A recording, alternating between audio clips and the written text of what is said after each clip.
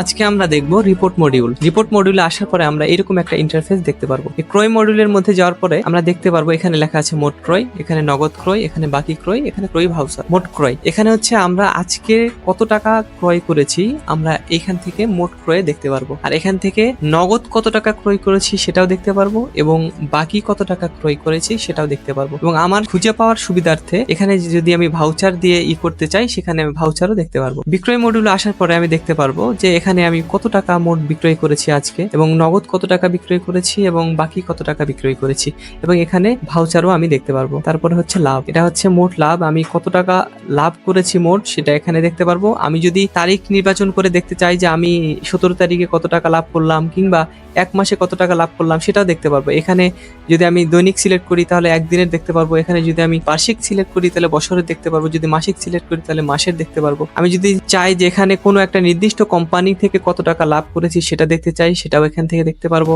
এখানে সার্চ করে আমাদের কোম্পানি অ্যাড করা নাই, যদি থাকতো তাহলে এখানে ওই কোম্পানির নাম চলে আসতো।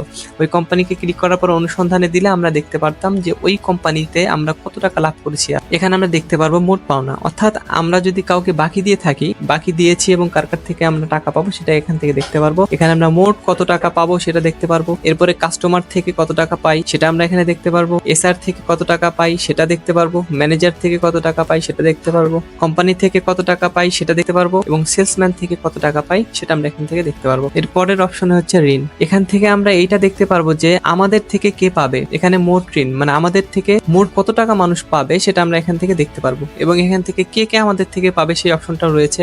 কাস্টমার যদি পেয়ে থাকে সেটা আমরা এখান থেকে দেখতে পারবো, এসআর যদি পেয়ে থাকে সেটা আমরা এখান থেকে দেখতে পারবো, এবং ম্যানেজার যদি পেয়ে থাকে সেটা আমরা এখান থেকে দেখতে পারবো, এবং কোম্পানি যদি আমাদের থেকে পেয়ে থাকে এখান থেকে দেখতে পারবো। আমাদের থেকে যদি সেলসম্যান পেয়ে থাকে সেটা আমরা এখান থেকে দেখতে পারবো। এরপরে রয়েছে ভাউচার। আমাদের যদি কোনো বিক্রয় ক্রয় এগুলো সার্চ করে খুঁজে বের করতে হয়, এখানে শুধু ভাউচার নাম্বার দিয়ে আমরা এখানে সার্চ করলে সেটা সরাসরি এখানে চলে আসবে। আর এখানে হচ্ছে কর্মচারী। কর্মচারী হচ্ছে আমাদের প্রতিষ্ঠানে যদি অনেক কর্মচারী থাকে, দেখা যাচ্ছে 8 জন 10 জন বা এরও অধিক থাকতে পারে, তখন যদি আমরা কোনো নির্দিষ্ট একটা কর্মচারীর নির্দিষ্ট মাসের কিংবা বছরের রিপোর্ট দেখতে চাই, তার উপস্থিতি রিপোর্ট, তাহলে আমরা এখান থেকে সার্চ করে দেখতে পারবো। এখানে যদি আমরা ফেব্রুয়ারি দেখতে চাই ফেব্রুয়ারি সিলেক্ট করব, যদি কোন বছরে দেখতে চাই 24 সালে যদি দেখতে চাই 24 সাল সিলেক্ট করব। এরপরে যে কর্মীরা আমরা দেখতে চাই সেই কর্মীটাকে সিলেক্ট করব।